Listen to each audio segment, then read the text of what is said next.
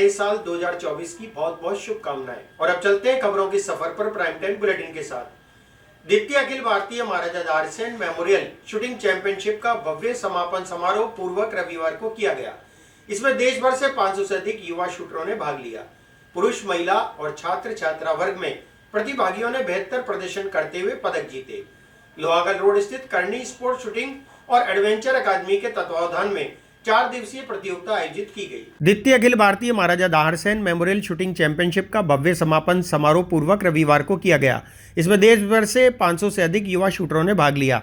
पुरुष, महिला और छात्र छात्रा वर्ग में बेहतर प्रदर्शन करते हुए प्रतिभागियों ने पदक जीते। लोहागढ़ रोड स्थित करनी स्पोर्ट्स शूटिंग और एडवेंचर अकादमी के तत्वावधान में 4 दिवसीय प्रतियोगिता का आयोजन किया गया। समापन समारोह के मुख्य अतिथि राजस्थान सरकार के पूर्व RHPP के सदस्य कमल प्रकाश कृष्णानी ने विजेता शूटरों को पुरस्कार वितरित करते हुए कहा कि खेलों के माध्यम से वे अपना कैरियर बनाएं और देश का नाम रोशन करें। उन्होंने केंद्र व राज्य सरकार से मांग की है कि खेलों के बेहतर भविष्य के लिए खेल विश्वविद्यालय की स्थापना की जाए। इससे खेलों में भाग लेने वाले खिलाड़ियों को एक नई दिशा मिलेगी।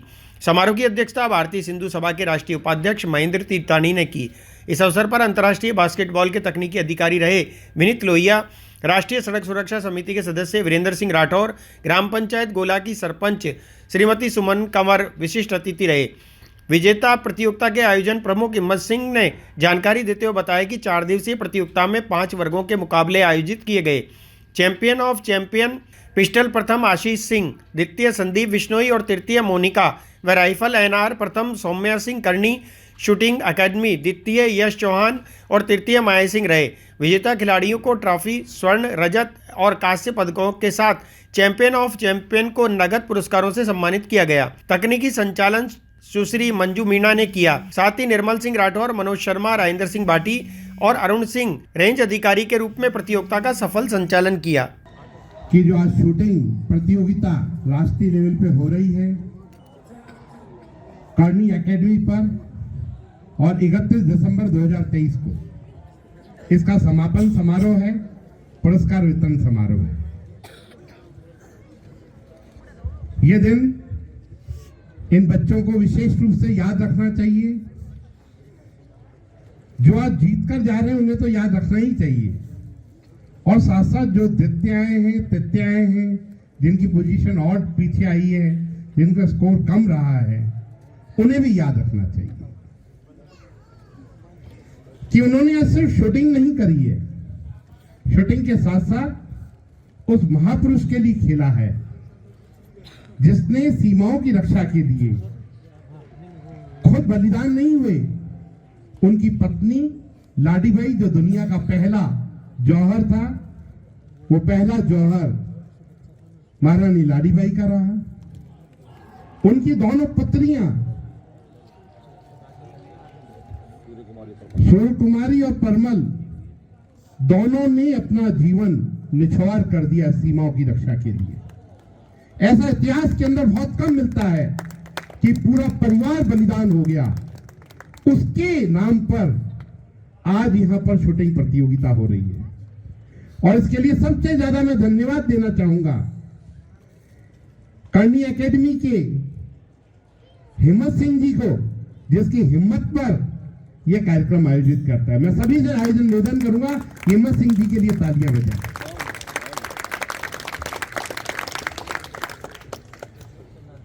दूसरा धन्यवाद मैं यूं देना चाहूंगा कि महाराजा दारसेन की इस पूरी जीवन के अंदर जोड़ने वाले औकार सिंह जी लखावत साहब ने जब ये स्मारक बनाया, उस समय स्मारक बनते समय तो मैं नहीं साथ था। उस समय उस नींव के अंदर जुड़े हुए महेंद्र तीर्थानी जी, जो उस जगह को सींच कर आज 25 साल बड़ा युवा स्मारक कर दिया। 25 साल पहले स्मारक बना, और यदि आपको मौका मिले तो पुष्कर रोड के ऊपर हरिभाऊ उपाध्याय नगर के अंदर स्मारक बना हुआ है, उसके अंदर एक बार जरूर जाके आए।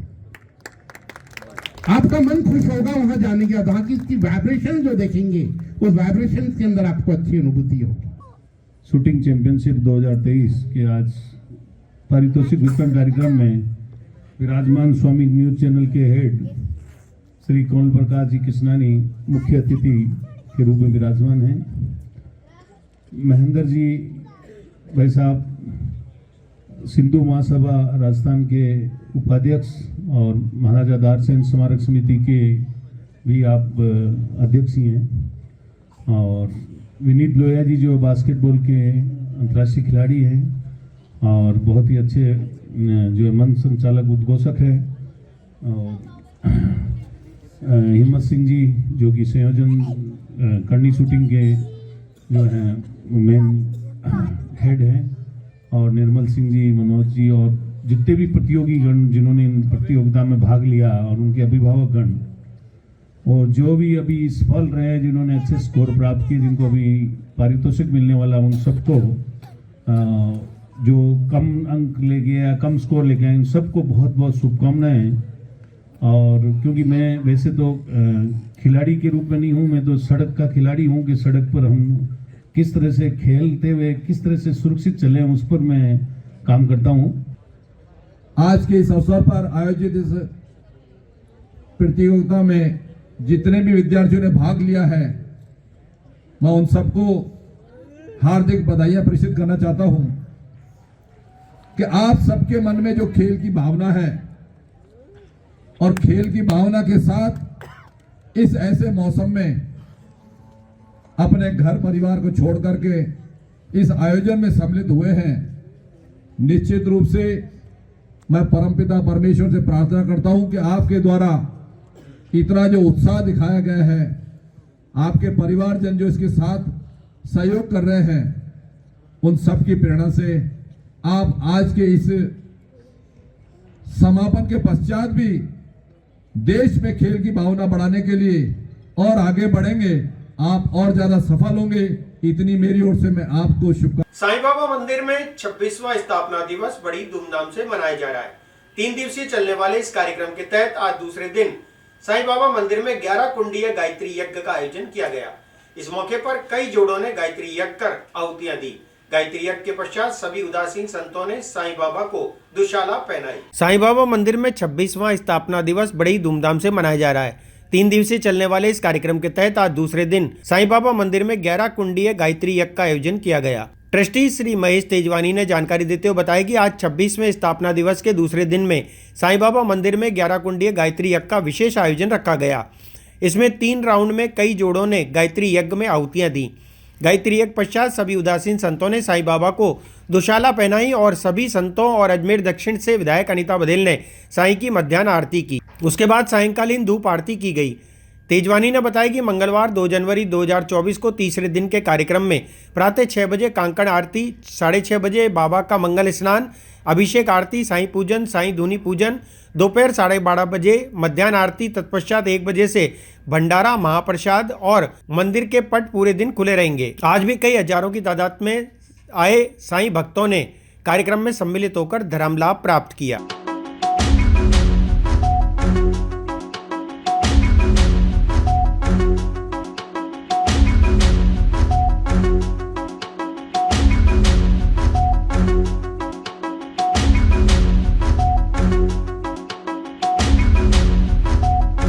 केंद्र सरकार के हिट एंड रन कानून बनाने के विरोध में अब ट्रकों के साथ साथ बस ड्राइवर भी शामिल हो गए हैं। आज प्रदेश के कई जिलों में बसों का आवागमन बंद कर दिया गया। जयपुर हाईवे पर भी जाम लगाया गया। इसका असर अजमेर रोड बस स्टैंड पर भी देखने को मिला, जिससे यात्रियों को भारी परेशानी हुई। केंद्र सरकार के हिट एंड रन को बनाए गए नए कानून के विरोध में अब ट्रकों के साथ साथ बस ड्राइवर भी शामिल हो गए। आज प्रदेश के कई जिलों में बसों का आवागमन बंद कर दिया गया। जयपुर हाईवे पर भी जाम लगाया गया। इसका असर अजमेर रोड बस स्टैंड पर भी देखने को मिला, जिससे यात्रियों को भारी परेशानी का सामना करना पड़ रहा है। रोडवेज बस ड्राइवर के विरोध प्रदर्शन के कारण कई यात्री परेशान दिखे। एक यात्री ने बताया कि वह पाली से जयपुर के लिए बस में बैठा था, लेकिन उसे अजमेर पर उतार दिया गया और बस सेवा बंद कर दी गई, जिसके कारण उसे परेशानी हो रही है। वहीं दूसरी ओर ड्राइवर द्वारा कानून वापस लेने की मांग भी की जा रही है। कोटपुतली से आ रहा हूँ मैं अजमेर के लिए। ये आगे पड़ासोली में बिल्कुल बंद किया हुआ है और मोकमपुरा में पूरा बिल्कुल क्लोज जाम कर रखा है। बिल्कुल भी साधन बिल्कुल मूवमेंट नहीं कर रहे हैं, रोड बिल्कुल जाम कर रखा है। ये जो भी नया कानून बनाया है ड्राइवर को लेके, उनके संशोधन के लिए या उसको अभी न लागू करने के लिए रोड जाम कर रखा है। ये सभी ड्राइवर भाइयों ने मिलकर एक साथ यूनियन ये भी सभी क्लोज कर रखा है। पड़ोसोली से आगे कोई व्यवस्था नहीं है। मैं पाली राजस्थान से आ रहा हूँ और परेशानी ये है कि हम लोग अवेयर नहीं थे इसके बारे में। अभी रिसेंटली यहाँ आके स्टक हो गए अजमेर, तो अभी ना तो मैं पाली जा सकता हूँ और मुझे मेडिकल इमरजेंसी के लिए मेरी वहाँ वाइफ एडमिट है हॉस्पिटल में, सेल्बे हॉस्पिटल में, तो मुझे वहाँ जाना ज़रूरी है। यहाँ पे अभी ये इन लोगों का कोई सेटिस्फेक्शन वाला कोई आंसर है नहीं। ये लोग बोल रहे हैं कि क्योंकि मेरा तो जयपुर पाली टू जयपुर की टिकट मैंने बुक की थी, तो मेरा इनका एक ही आंसर है कि चलो आपका यहाँ पे प्रोटेस्ट चल रहा है, आप लोग स्ट्राइक पे हो तो रिफ़ंड कर दीजिए, यहाँ तक का अजमेर तक का जो है उसके बाद आगे का रिफ़ंड कर दीजिए। बट इनका भी कोई सेटिस्फैक्ट्री वाला कोई है नहीं आंसर और कोई अवेलेबल भी है नहीं। आगे ये लोग यहाँ पे कोई है ही नहीं, बस में कोई ना तो ड्राइवर है ना ही कंडक्टर है। और बाकी यहाँ इनके डिपार्टमेंट में बातचीत की है तो उनका जो आंसर था कि अभी हम लोग कुछ नहीं कर सकते, इनके कुछ जो नए लॉ है उसके अगेंस्ट ये लोग प्रोटेस्ट कर रहे हैं, तो इसके लिए हम लोग को बहुत ही प्रॉब्लम्स हो रहा है। लाइक अभी मैं पाली से आया हूँ, ना तो मैं पाली जा सकता हूँ और मुझे जयपुर जाना है तो ना मैं जयपुर पहुँच सकता हूँ। तो ऐसा बहुत सारे मेरे जैसे सब लोगों को यही प्रॉब्लम। 2023 समाप्त होने के बाद नया साल 2024 बड़े ही धूमधाम से अजमेर के सभी होटलों, रेस्टोरेंट और सार्वजनिक स्थानों पर मनाया गया। इसके अलावा मंदिर, मस्जिद और दरगाह में भी प्रार्थना और दुआएं की गई। अजमेर ख्वाजा साहब की दरगाह में आए हुए जायरीनों द्वारा भी नए साल पर अपने परिवार और देश की खुशहाली और तरक्की के लिए दुआ मांगी गई। नया साल 2024 बीती रात को शहर के सभी होटल, रेस्टोरेंट और पब्लिक प्लेस पर धूमधाम से मनाया गया। शहर में नववर्ष पर अनेक कार्यक्रम भी आयोजित हुए। इसी के तहत अजमेर ख्वाजा साहब की दरगाह में भी देश के अनेक जगहों से आए लोगों द्वारा दरगाह में नववर्ष के लिए खास दुआ में शिरकत की गई। इस मौके पर उपस्थित लोगों ने अपने परिवार की सलामती के साथ ही भारत में तरक्की और खुशहाली के लिए दुआ मांगी। आज 2023 हमसे रुखसत हुआ और 2024 का आगाज़ हुआ, तो इस नए साल को आका करीम सल्लल्लाहु अलैहि वसल्लम की सुन्नत से शुरू करने के लिए लोगों को प्रेरित किया गया और यही प्रोग्राम किया गया ताकि आका करीम सल्लल्लाहु अलैहि वसल्लम की सुन्नत से जो काम शुरू किया जाता है अल्लाह उसमें बरकत अता फरमाता है, और अल्लाह का नाम लेकर वो काम किया जाता है तो अल्लाह उसको मुकम्मल फरमा देता है। तो अल्लाह से ये दुआ की कि आने वाला नया साल हमारे मुल्क के लिए अमन व शांति का माहौल बना रहे और इसमें अल्लाह ताला खूब बरकतें अता फरमाए, और 2024 में अल्लाह ताला हमारे मुल्क को खूब खुशियाँ और खुशहाली अता फरमाए। हुज़ूर सल्लल्लाहु अलैहि वसल्लम की नारे पाक फ़िल और सुल्तान अतारसुल गरीब नवाज़ की बारगाह के अंदर यही दुआ की गई है कि अल्लाह ताला आने वाले जो साल है इसको बरकतों वाला रखे और जितने भी मज़ाहिब के लोग मुल्क में रहते हैं सब में इत्तेहाद रखे, इत्तेफाक रखे, और जो मुल्क के हालात अंदरूनी ख़राब हो रहे हैं उसके लिए दुआ की गई कि हमारा मुल्क अंदरूनी हालात खाना जंगी से बचकर। हजरत ख्वाजा गरीब नवाज के 812वें उर्स को लेकर प्रशासन ने तैयारियां तेज कर दी है। आज इसी के तहत अजमेर जिला कलेक्टर भारती दीक्षित और पुलिस अधीक्षक चूनाराम जाट सहित अनेक अधिकारियों ने दरगाह पहुंचकर स्थिति और व्यवस्था का जायजा लिया। बताया जा रहा है कि 8 जनवरी को झंडे की रस्म अदा की जाएगी, उसके बाद 13 जनवरी से उर्स का आगाज होगा। हजरत ख्वाजा गरीब नवाज के 812वें उर्स में आगामी 8 जनवरी को झंडे की रस्म के साथ शुरुआत होगी। उर्स की तैयारियों को लेकर प्रशासन ने भी तैयारियां तेज कर दी हैं। आज इसी के तहत अजमेर जिला कलेक्टर डॉक्टर भारती दीक्षित और जिला पुलिस कप्तान चूनाराम जाट सहित अधिकारी दरगाह पहुंचे, जहां उन्होंने उर्स की व्यवस्था का जायजा लिया। बता दें कि ख्वाजा गरीब नवाज का उर्स के झंडे की रस्म 8 जनवरी को अदा की जाएगी और 13 जनवरी से उर्स का आगाज होगा। दरगाह में आने वाले जायरीनों को किसी प्रकार की परेशानी नहीं हो, इसी को लेकर प्रशासन भी सख्त है। जिला प्रशासन की टीम लगातार जायरीनों की सुविधा के लिए प्रयास कर रही है। आगामी उर्स मेले को देखते हुए श्रीमान कलेक्टर साहिबा और एसपी साहब ने विजिट किया है। उर्स में जाहिर के लिए बेहतर सुविधा हो, अंदर कोई छोटा मोटा अतिक्रमण हो ऐसा ही उसकी व्यवस्था, कोई टूट फूट हो, किसी तरह का कोई हादसा नहीं हो, इसको लेके और पूरा विजिट किया गया है। और इसी और कमेटी और अंजुमन के लोगों को, पदाधिकारियों को साथ लेकर और बेहतर व्यवस्था की जाएगी। अच्छा उर्स की व्यवस्था की जाएगी जिससे जायरीनों को बेहतर सुविधा दी जा सके। मीटिंग अब इसी वीक लगातार मीटिंग रहेगी, विजिट रहेगी। अब शाम को पुनः कलेक्टर साहब, एसपी साहब का विजिट रहेगा और जो भी दिशा निर्देश है उसका पूरी पालना की जाएगी। अजमेर के पुलिस लाइन अटल उद्यान में श्री शिव महापुराण रामायण भागवत कथा पर आधारित विलक्षण कथा का आयोजन 3 जनवरी से 9 जनवरी तक किया जाएगा। आज इसी संदर्भ में आयोजन समिति द्वारा प्रेस वार्ता आयोजित कर जानकारी दी गई। कथा का वाचन उदयपुर वाले श्री पुष्कर दास जी महाराज के द्वारा किया जाएगा। अजमेर के पुलिस लाइन अटल उद्यान में श्री शिव महापुराण रामायण भागवत कथा पर आधारित विलक्षण कथा का आयोजन 3 जनवरी से 9 जनवरी तक किया जाएगा। आज इसी संदर्भ में आयोजन समिति द्वारा प्रेस वार्ता आयोजित कर जानकारी दी गई। इस मौके पर वरिष्ठ समाज सेवी त्रिलोक चंद इंदौरा ने बताया कि 22 जनवरी को अयोध्या में रामलीला प्राण प्रतिष्ठा कार्यक्रम होने जा रहा है। इसी उपलक्ष्य में नयाबाड़ा शिव मंदिर कमेटी, महिला संकीर्तन मंडल, श्याम मित्र मंडल, नव तरुण विकास मंडल, श्री कृष्णा टेंट हाउस, श्याम दीवानी लाइव के संयुक्त तत्वावधान में कथा का आयोजन किया जा रहा है। इस कथा का वाचन उदयपुर वाले श्री पुष्कर दास जी महाराज के द्वारा किया जाएगा। 3 जनवरी को शिव मंदिर नयाबाड़ा से कलश यात्रा प्रारंभ की जाएगी, जो कि कथा स्थल तक पहुंचेगी। कथा स्थल अटल उद्यान पुलिस लाइन अजमेर में रहेगा और इसका समय दोपहर 1 बजे से सायंकाल 4 बजे तक होगा। 3 तारीख को महाशिव पुराण पर आधारित कथा अटल उद्यान में 3 तारीख से 9 तारीख को प्रारंभ होगी। पुष्कर दास जी महाराज जो कि 44 वर्षों से कथा का अनुभव रखते हैं, वो अपने श्रीमुख से कथा का वाचन करेंगे। 500 साल बाद में अयोध्या में श्री रामलला विराजमान होंगे। कहीं नेपाल से सीता जी का मायरा आ रहा है, कहीं से धनुष बाण आ रहा है, कहीं से क्या आ रहा है, तो हम भी इस एरिया की तरफ से ये कथा का शुभारंभ करके उस महोत्सव के अंदर हम भाग ले रहे हैं। और महिला संकीर्तन मंडल नयाबाड़ा, तरुण विकास मंडल और श्री श्याम मित्र मंडल की ओर से ये कथा आयोजित की जाएगी। 3 तारीख को 11 बजे कलश यात्रा है, जिसमें 251 महिलाओं की कलश यात्रा होगी। उसके पश्चात शिव महापुराण के अंतर्गत शिव जी की बारात निकलेगी। वो खूब ढोल गाजेबाज से और खूब उत्साह है। आप देख रहे हैं अभी पंडाल में सारी तैयारी चल रही है। और महिला संकीर्तन मंडल पिछले 1 महीने से खूब मेहनत करके इस कथा को आयोजन में अपना भाग ले रही हैं। इस कथा के मुख्य यजमान हमारे त्रिलोक चंद जी इंदौरा एवं उनकी श्रीमती श्री सुशीला इंदौरा जी अपना महत्वपूर्ण योगदान दे रहे हैं और उनके आशीर्वाद से ही ये सारे कथा का संचालन होगा।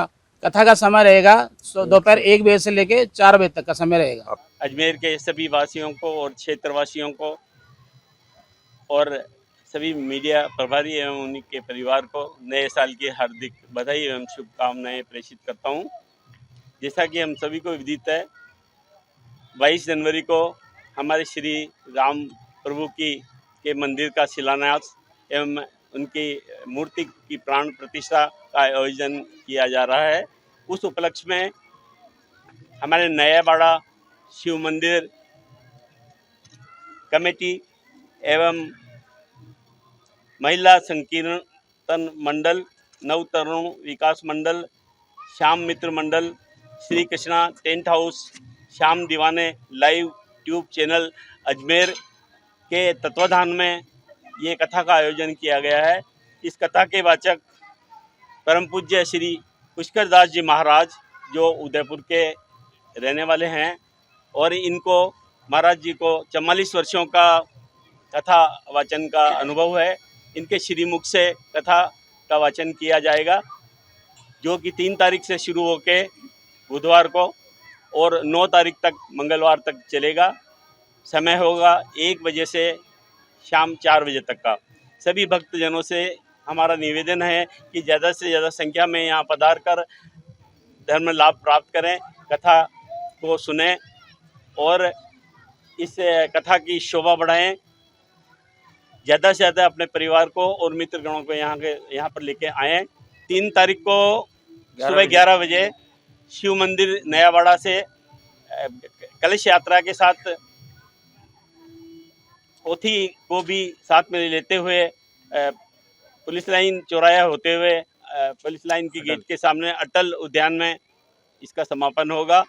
और इसी तरह से शिव जी की जब कथा के दौरान विवाह का आयोजन होगा, उस दिन विवाह के समय भी यहाँ के जो कार्यकर्ता है और जो महिलाएं हैं उनके द्वारा बड़े जोश के साथ में घर घर जाकर पर्चियाँ बांटी जा रही है और उत्साह और जोश प्रदर्शित किया जा रहा है।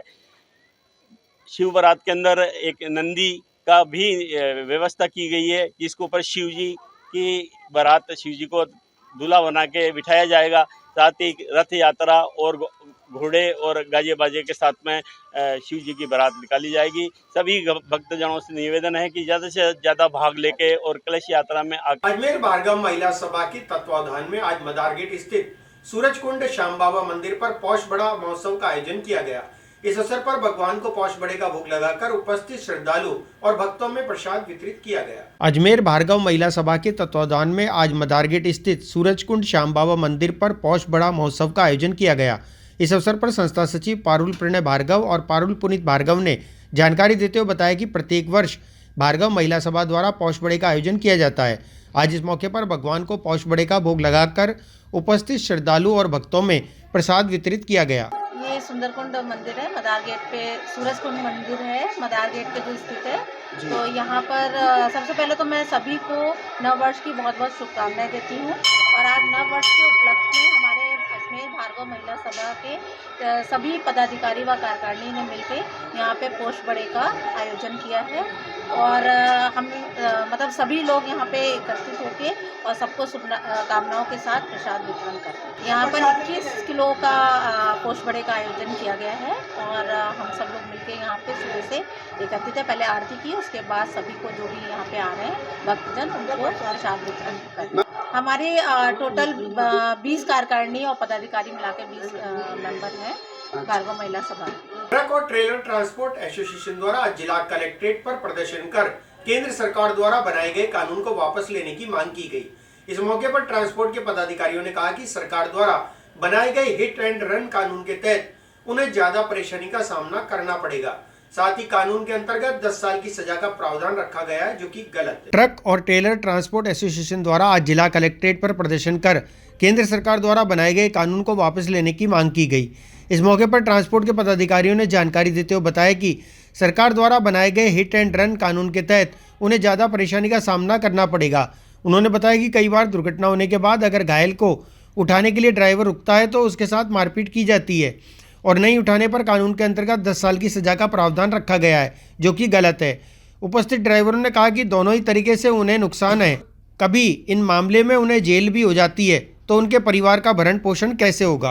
विरोध प्रदर्शन ये किया कि जो केंद्रीय सरकार ने जो नया कानून लाई, अगर कोई गाड़ी का एक्सीडेंट हो जाता है और अगर गाड़ी का ड्राइवर उसको भाग के छोड़ के चला जाता है गाड़ी को, तो उसको 10 साल की सज़ा का प्रावधान किया है और 7 लाख रुपये जुर्माना किया है। तो ये कानून बहुत गलत ले आई, क्योंकि अगर ड्राइवर कई बार ये होता है कि जैसे भीड़ होती है या कुछ भी होती है, गांव होती है, वहाँ कोई सुरक्षा नहीं होती है, पुलिस नहीं होती है। अगर गाड़ी में आग लगा दें, जान माल की कोई नुकसान हुए, ड्राइवर को मार दे, तो उसके लिए कौन जवाबदार होगा? उसके लिए क्या सरकार ने व्यवस्था करी है? दूसरा क्या है कि सभी ड्राइवर आज की तारीख में गाड़ियाँ खड़ी करके चले गए कि या तो आप लिख के दो हमारे को मोटर मालिक कि हमारे जान की और हमारे परिवार की ये आप सुरक्षा करोगे, जो भी हमारे नुकसान होगा आप भरपाई करोगे, ये एफिडेविट में लिख के देते हो तो ही हम गाड़ी चलाएंगे, वरना हम गाड़ी नहीं चलाएंगे। इसलिए हम सभी मोटर मालिकों ने गाड़ियाँ खड़ी कर ली। अभी हम शांतिपूर्ण तरीके से यहाँ ज्ञापन देना है कलेक्टर साहब के पास में, और ये कहना चाहते हैं सरकार से कि तुरंत प्रभाव से इस कानून को वापस लें, क्योंकि इसमें सारे पब्लिक की सबकी नुकसानदायक है।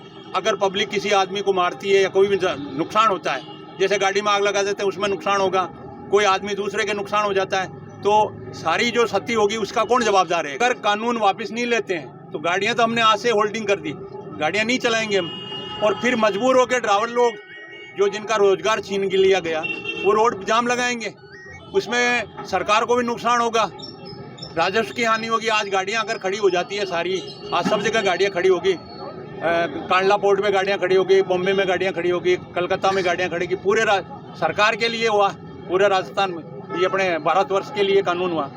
तो कानून तो बिल्कुल गलत बनाया गया ना।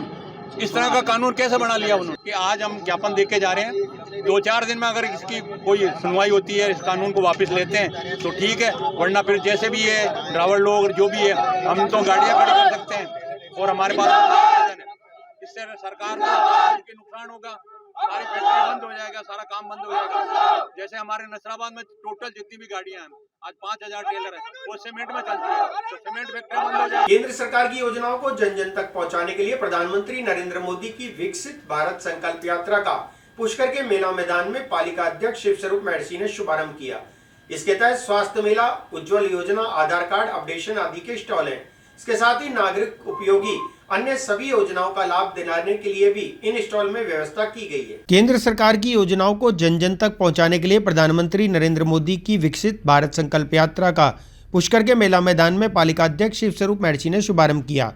इसके तहत स्वास्थ्य मेला, उज्ज्वला योजना, आधार कार्ड अपडेशन आदि के स्टॉल हैं। इसके साथ ही नागरिक उपयोगी अन्य सभी योजनाओं का लाभ दिलाने भी इन स्टॉल में व्यवस्था की गई है। इसमें ग्रामीण तथा शहरी क्षेत्रों में संचालित योजनाएं सम्मिलित है। ग्रामीण क्षेत्र में क्रियान्वित आयुष्मान भारत, पीएम गरीब कल्याण अन्न योजना, दीनदयाल अंत्योदय योजना, राष्ट्रीय ग्रामीण आजीविका mission, PM Awas Yojana, PM Ujjwala योजना, पीएम विश्वकर्मा योजना, पीएम किसान सम्मान योजना, किसान क्रेडिट कार्ड, पीएम पोषण अभियान, हर घर जल जल जीवन मिशन, स्वामित्व योजना, जन धन योजना, जीवित ज्योति बीमा योजना, सुरक्षा बीमा योजना, अटल पेंशन योजना, नैनो उर्वरक का उपयोग, सॉइल हेल्थ कार्ड, उन्नत कृषि यंत्र आदि से संबंधित गतिविधियां शामिल हैं। विकसित भारत संकल्प यात्रा आज पुष्कर में पहुंची है, नगर पालिका क्षेत्र में, और मेला ग्राउंड में इसका आयोजन किया जा रहा है। यहाँ पर सभी योजनाओं से संबंधित विभाग जो हैं वो यहाँ पर मौजूद है, और सबसे पहले जो रथ है इसका जनप्रतिनिधियों के द्वारा पूजन करके और रथ को यहाँ पर स्थापित करवाया गया, और सभी जनप्रतिनिधियों की उपस्थिति में विकसित भारत के संकल्प को लेकर जो शपथ है वो ली गई है। यहाँ सभी विभाग हैं, चिकित्सा विभाग है, नगर पालिका है, बिजली विभाग है, और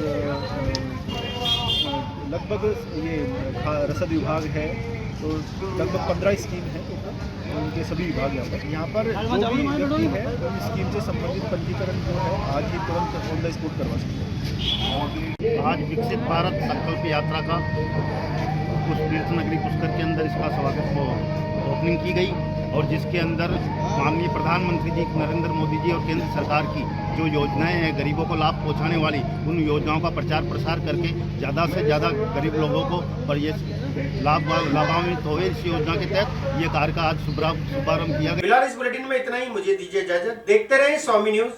जय हिंद, जय भारत।